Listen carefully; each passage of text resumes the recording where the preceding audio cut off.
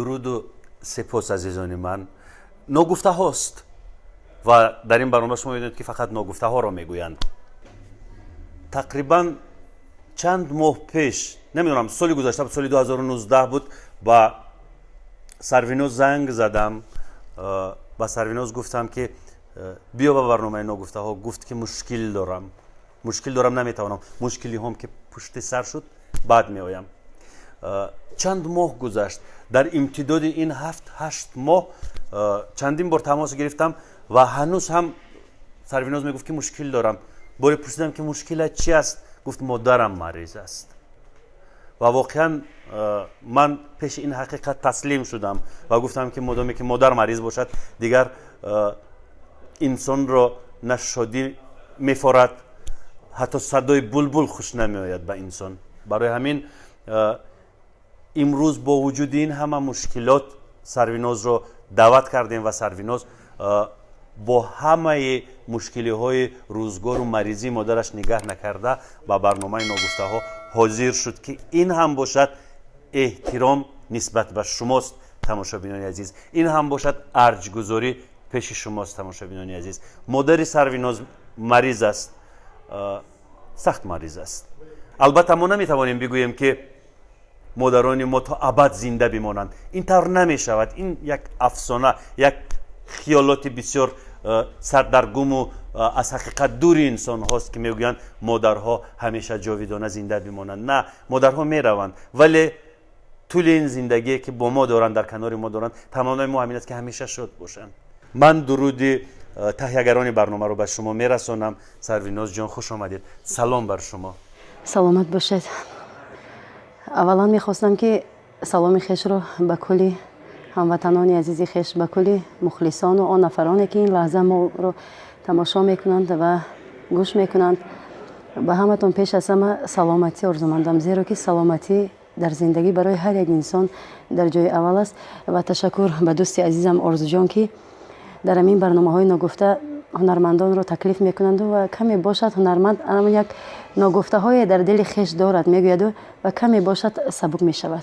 بله، میدونید سروینوز انرژی و محبت مخلصان کمک میکنند. بله. که شما از این ورطه دشواری ها و مشکلی ها رها بگردید. و چون گفتیم مادرتان مریض است، راجع به این مریضی میخوام حرف بزنید. این چی مریضی است؟ راستی گپ، هنگامی که سال گذشته مادرم را به خانه خداوند به حج روانه کردیم، خیلی خوب گذشت. مثلا زیارت کردند، خداوند قبول کند. بعدی که آمدند، بعد از یک ماه پس الکی بیمار شدند و کمتر یک راستی گپ فراموش خاطر شدند. بعدا بردیم به بیمارستان، گفتند که اینها سرطان جگر هستند. خیلی بسیار در اول قبول کردن دشوار بود. بعدا خیلی در بیمارستان کمی مثلا یک کمی معالجه کردیم و بعد من انمان یک به طرف هندوستان جواب انمان پاسخی انمان تشخیصش رو بله روانه ساختم که از آنجا دوستا و نفرانی بودند که به من دارو رو روان کردن، داروی لازمی رو، و که خیلی خوب خود را حس میکرد. و هنگامی که 3 ماه باید که این دارو رو استعمال میکرد، ما خواستیم که بار دیگر تشخیص کنیم که ببینیم که چگونه بهبودی هست. که دیدیم که کمتر باز دیگر جای شکایت میکرد. بعد خیلی بردیم به بیمارستان برای تشخیص که گفتند که باز یک بیماری دیگر او رو همراه شده است، سرطان روده، که او تا حال خود نمیداند که بیمار است و سرطان جگر آن قدر هم غیر آزرده نمی کند. بیشتر همین سرطان روده بسیار مادرم را اذیت میکند. که یعنی این برنامه در یوتیوب نشر میشود، مادر شما دسترسی ندارد؟ نه، مادرم تماما نمیفهمد، نمیداند، زیرا که او حتی با تلفن سر و کار ندارد. راست که مادرم از اول تلفن میخریدم یا که ذوق نداشت. خیش و تبارها میآیند، مثلا چی میگوید؟ نمیخوان که گپ زنن. نمیپرسد که این چی درد است. میگوید خودش میگن که من طول 1 سال میشود که در جوگه هستم، این چی درد است که من مثلا طبابت نمیابم. من میگم که اوچه جان خیلی این مثلا این بیماریتون یک زخمی هست که مثلا در جای نمی هست روده، این کمتر یک مشکل تر است مثلا، لیکن سوز میشوی خیلی چیزی از دست من میآید همش میکنه مثلا به خواست خداوند. در اول بسیار یک دشوارتر بود، لیکن بسیار که همین روانشناسایی که گوش کردم و مثلا کمی در یوتیوب همین روانشناسایی بسیار گوش میکردم که انسان باید که به تقدیرش تن دهد و پیش از این ما باید که به خود قبول سازیم که ما تا ابد نیستیم در این دنیا و ما هم امانت از خداوندیم و بازگشت ما نیز به سوی خداوند است. به همون خاطر کمی باشد همیشه خودم را آرام میکنم، لیکن اما سخت‌ترین از چیزی است که وقتی که او درد میکشد شبی دراز ناله میکند، گریه میکند.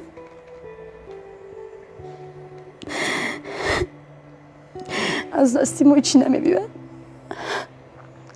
روز دیگه از روزی که مادرم بیمار شده است الکی من حرارت سنجی رو آموختم. یاد گرفتم. بله، انمون طرزی چگونه مثلا اوکول کردن و مثلا همین سوزاندارو گذرانی و همین یک نگاه و بین و همین چیزای الکی یاد گرفتم. او بیشتر وقت خطیبا در خانه من همراه من است. میگوید که وقتی که تو همراه من باشه دل من پر است. نمیدونم یا که من خیلی فرزند همش فرزند است و من 3 برادر دارم، یک اپا مهایو، لیکن نمیدونم میگه که وقتی که تو باشی، بله وقتی که تو باشی میگه دلم بسیار پرتر است، نازم میبرداری و برای منم یک دعاش این اول که خودش یک دولت است که شب و روز فقط یک دعا دارد زیر لب. خدا خاک گیری زر گردد، خدا هیچ وقت کمبودی نبینی، خدا بالای سری فرزندکات باشی، تو نمیبودی من چیکار میکردم. میگم نه چه جان این من سبب بشیدم، اگر من نمیبودم شاید یک فرزند دیگر میشد. میگه نمیدونم شاید که تو نمیبودی سبزه خاکی من تو یک وجب شده بود، این خطی مرا نگاه بین میکنی کجاها نمیبری.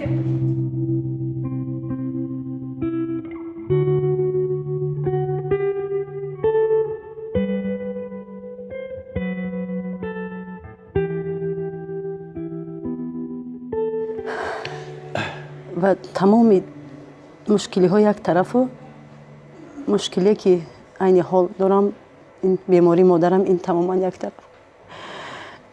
زیرا که باور کنید وقتی که مادرم در همون خانه خودش که زندگی میکنن من قریب هر روز میروم. در شهر وحدت. بله هر روز میروم و زمانی که مادرم الکی هفته ها با من باشد من باور کنید باری هم به هم طرف نمیروم و فهمیده میشود که این همش مهر و محبت یعنی این پدر و مادر است که شما رو به همون خانه‌ای که کودکیتان اونجا گذشت میکشند. بله مادر من بسیار زحمت کشیده است، بسیار عذاب کشیده است در زندگی که تا ما رو همین صاحب یک معلومات و صاحب یک پاران نام کند، لیکن امروز الکی باید که از بودت ما از کار و فعالیت ما الکی یک راحت بیند، لیکن در بستر است بیمار.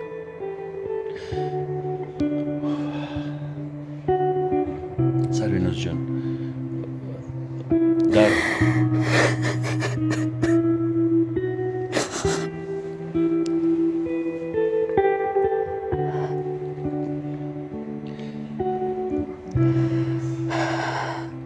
سروینوز جان در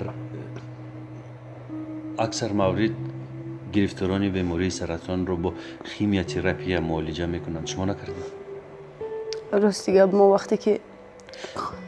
ما وقتی که رفتیم به بیمارستان گفتن که 1 دقیقه اشکهایتان رو پاک کنید.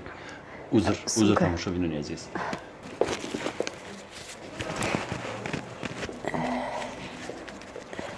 طبابت خیمیوتراپی نکردید؟ اگر که گفتن که در سرطان در یک جوش میشد شاید که میشد. در 2 جو؟ بله در 2 جو، در 2 عضو است. بعداً دکتر چی میگه؟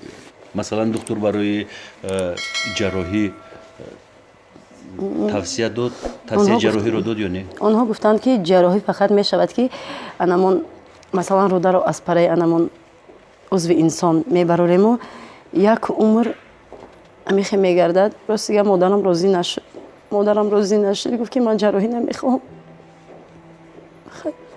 دیگه چرا نیست، فقط توکل به خداوند.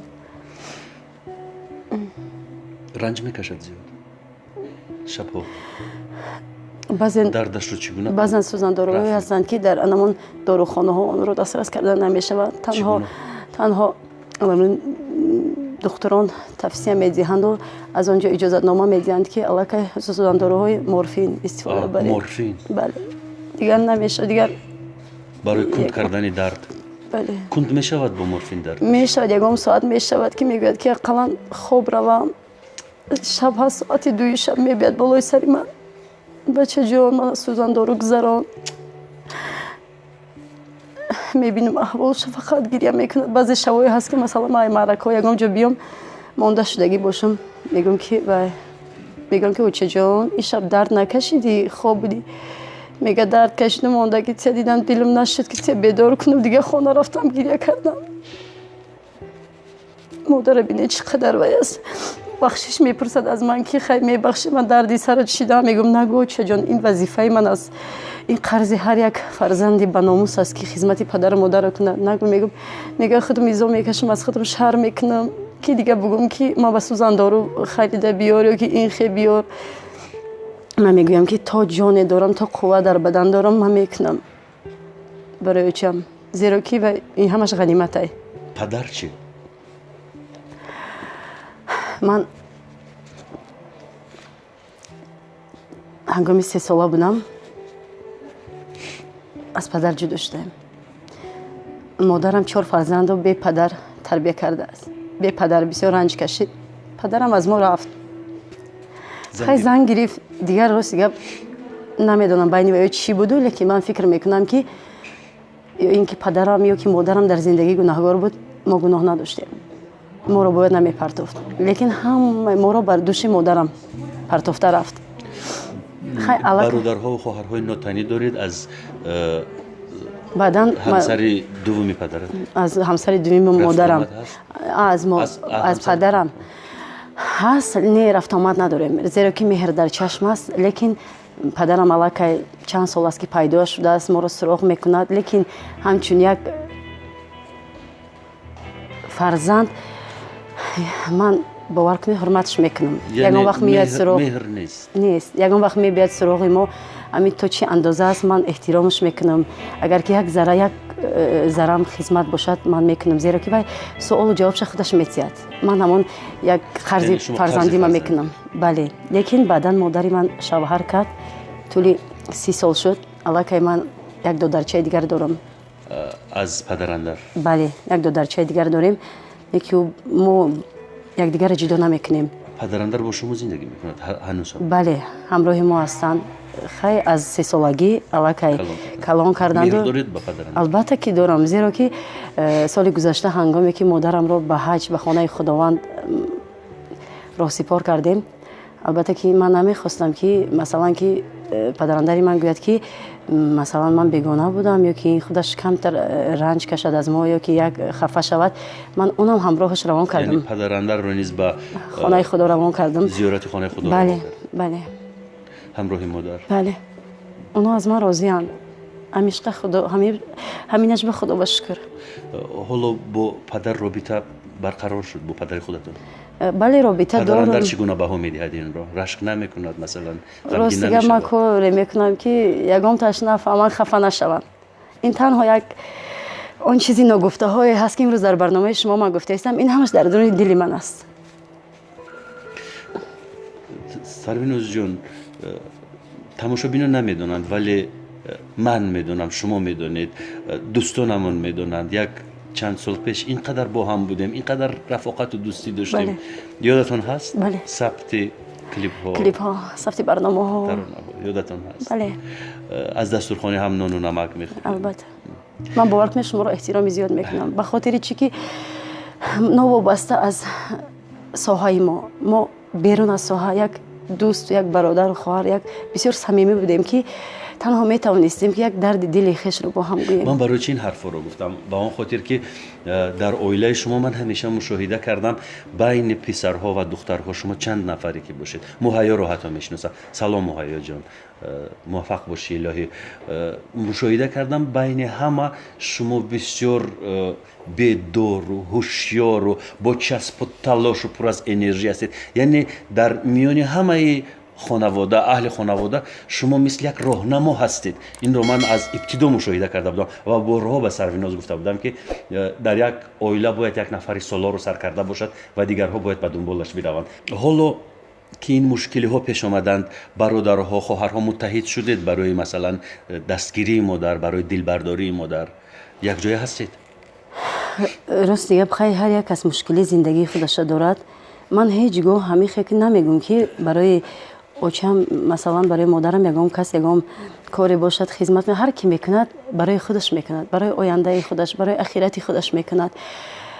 من راست دیگه نمیگذارم که مادرم یگام کمبودی را احساس کند و حتی به آنها هم نمیرسیم که یگام خدمت از آنها پرسیم. همین به ما مهم همین زندگی خودشان خوب باشن، این مجبوری نیست. بعدن خیلی محیبانو رو میدونید، خیلی بسیار دختر ملایم است، خیلی البته که وای هم هست، میبیاید خانه. مثلا من روزایی که میبرم مرکه میرم مهیجان نگاه میکند اوچما، لیکن حتما بسیار وقت در خانه با مادرم وقتی خود را، چون که برادرهایتان علاقه عائله برپا کردند میدونم. خیلی اگر که خانه خودش روند خیلی البته که همون یک احترام حرمت میکنند، لیکن بسیار وقتا بسیار روزای مادرم با منه همراهی من میسن. در حولی مادر کی زندگی میکند حالا؟ کلین ها، هر سه کلین ها، ولی همش از پای زندگی خود شدن، فرزنددار شدن. بله خدا بشکر. مادر میدونید چه خیلی است، وقتی که فرزندان میگویند که بعضی فرزندهایی هستند که میگویند که مادرم من بیشتر دوست می‌دارد، یا اینکه میگه که مادرم تو رو از من بیشتر دوست می‌دارد. نه، من همیشه درک کردم که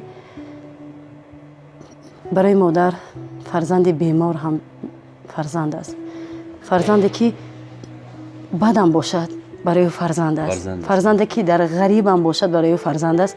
مادر هیچ گونه جدا نمی‌کند. حتی که در خانه من خواب می‌شود میگوید که آنها چی کار میکنن، آنها چی خورده ایستادن، یک از احوالشون خبر بگیر، یک پرس اونا چی کار کردیستین. میگم اوچه جان فقط فکر خودت تکن، فقط آه میکشد فرزندان چی باشه، چی خوردن این شب روز و چی درد داشته باشن.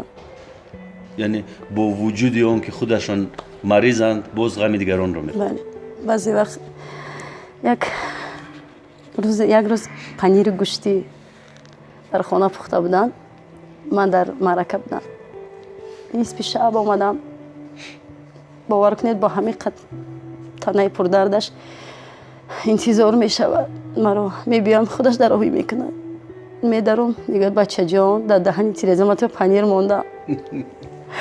میگه که وای، گفتم میخورم وای، من یک دو تا پنیر اول جدا کردم موندم که دختری من می بیه گشنه سیر است. هیچ کس آن چیزی که مادر میگوید، آن چیزی که مادر برای فرزند میکند، یگام انسان، نه همسر، نه برادر، نه خواهر، نه دوست نمیکند. مادر دیگر است، یکی سوزشش هم دیگر است. من نمیدونم اکو قسمت اکو چی میشود، یکی پر عذاب میکشد. باور کنید حتی میگه که من مردنم در روزی از این عذاب کشیدم. میگه خداوند جانی مرا گیرد. میگه من دیگه طاقت این درد ندارم. میگم او چه جان صبور باشید، خداوند انسان را دوست میدارد، درد میتید با واسطه همین درد. شاید که همون خطایایی که کرده باشیم شاید که اونها رو از ما دور سازد. ذکر میکند، شکر گزاری میکند، لیکن به هر حال پر صبر بده. او چه جانی ما که یک سال این درد رو همشه کشیده است. انا این گناه آرزو جان. سرویناز جان، دخترچه‌تان تقریبا 4-5 ساله بود، هوشیار و زیبا با کودک‌های من بازی میکرد زمانی، یادتان هست؟ بله، الان دخترچه من 14 ساله، با سن 14 ساله در آمده است. بسیار یک دختره که خوب، بسیار یک دختره که با سواد، خدا توفیق دهد. بسیار یک گپ درو، خدا بشکر. باز فرزند دوم رو تولد کرد. بله، یک پسرچه دیگه دارم با نام ابوبکر جان که در سن 6.5 سالگی قرار دارد. این سال نصیب باشد و مکتب می رود. عمر رو بینید چقدر زود میگذارد. فقط نیکی انسان میماند.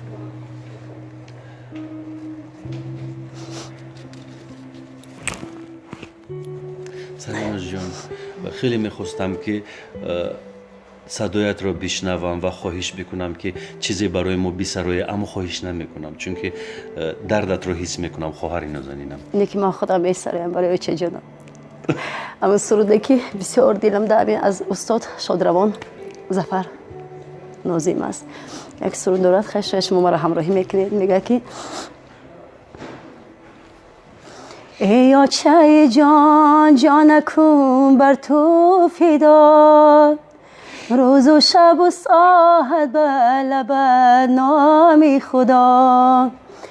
ای آچه جان جانکم بر تو فدا، روز و شب و ساعت بر لبت نامی خدا. کاش که نمیگشتم ای آچه جدای، یک دولت یا چه داری بر شاه و گدا. کاش که نمیگشتم ای آچه جدای، یک دولت یا چه داری بر شاه و گدا. یک دولت یا چه داری بر شاه و گدا. احسن سریناز جان. از زندگانیتان آگاهم، از روزگارتان آگاهم و میدونم که برای مادر خدمت‌های زیادی کردید و از همه مهم همین است. از همه بدتر میدونید چی است دوستان عزیز؟ از همه بدتر این است که پدر و مادر رو از دست بدهی و در این میانه خود را خجالت زده و گناهکار حس کنی که کار نکردی، خدمت نکردی، خوبی رو انجام ندادی برای نجات جان پدر، برای نجات جان مادر، برای آسوده حالی والدین. این است از همه بدتر. یعنی با این بار گران، با این بار گران جرم که کاری رو برای پدر و مادر انجام نداده اگر زندگی بکنی، این است وحشت، این است سختی، این است دهشت. برای همین پدرها رو دوست بدارید، مادرها رو دوست بدارید، به قدرشان. آرزو جان، بعضی انسان ها رو میدونم، میشناسم، شاید که این زمان همین خیگونه نفرها ما رو اگر تماشا کرده ایستاده باشن، الکی شاید که یک درس به آنها شود که وقتی که صاحب زن و فرزند میشوند، الکی مادر رو فراموش میسازند. به دعای مادر ما به جای نمیرسیم و هر زمانی که یک مشکلی مرا رخ میدهد، من ناامید نیستم. میگم که من دعای مادر و پدر گرفتم، انشالله به مقصود میرسم. مادر نمیابین، زن و فرزند یافت میشد. چگونه که وقتی که از حیات میروی، دوستانت برای تو کمی باشد زیغ میشوند. خیش و تبارا شاید که یک 40 روز غمت را میخورند. حتی حدیث هم از در این باره و صدای میآید به گوش جوان. این حدیث رو شاید شما هم میدونید، میگوید که صدای میآید برای جوان که به گوش جوان که این ناله کیست بعد از مرگش. میگوید که این ناله انمون خیش و تبار و دوستان و برادرانت است که بعد از 40 روز خاموش میشوند. کمی میرود و میگوید که جوان بگو که میخوای که به بهشت روی یا اینکه در همین دنیا مانی؟ میگه نه، میخوام که بهترش به بهشت روم در همین جوانی. بعدن وقتی که اثر میرود همین گونه در راه که میگوید که این صدای کیست؟ این صدای انمو زن و فرزندت است که بعد از 1 سال 2 سال تو را فراموش میسازند و باز یک همسر دیگر میکند و کمی دیگر میروند و باز یک صدای بسیار، یک صدای یک بلند دیگر رو میشنود. این صدای کیست؟ این صدای مادرت است که تا قیامت برای تو میسوزد، تا ابد، تا جان در بدن دارد.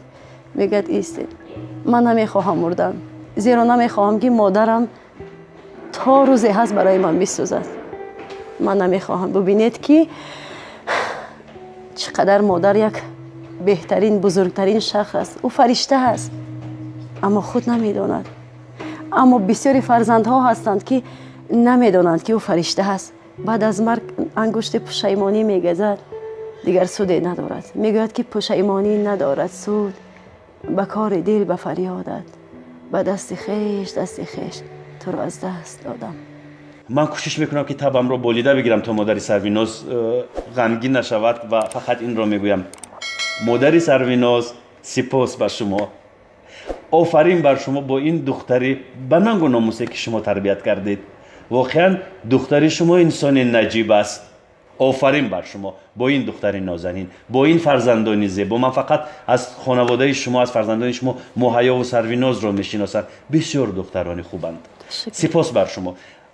انا همین قسمی برنامه رو میخوام به مادر نازنین نشان بدهید. لیکن آرزو جان، شما برای من چند وقت پیش وقتی هم صحبت شدیم گفتم که برای من یک شعر بنویسید که تا که درد مادری من باشد که من انمون درد رو مثلا با یک آهنگ جرم سازم و بسرایم. حتما من وعده میدهم در نزد همه مخلصان عزیز وعده میدهم که این ترانه رو حتما ما انشا میکنیم در وصف مادری سروناز و در وصف همه مادرهای عزیز و نازنین. این ترانه زیبا رو انشا میکنیم و با صدای دلانگیز سروناز بعدها این سرود رو شما خواهید شنید. همینجا عزیزان دل خداحافظی میکنیم و خاطر رسان میکنیم که برنامه ما تهیه میگردد با مرکز مبل خانه من مغازه یوسک. مرحمت بیاید از اینجا تجهیزات خیلی زیبا و لطیفت را خریداری نمایید. همینجا خداحافظی میکنیم با مادرهای عزیز عمر زیبا و با برکت و تنی صحت تمنا میکنیم. خیر، خوش باشید. خوش آمدید سروناز جان. خوش باشید.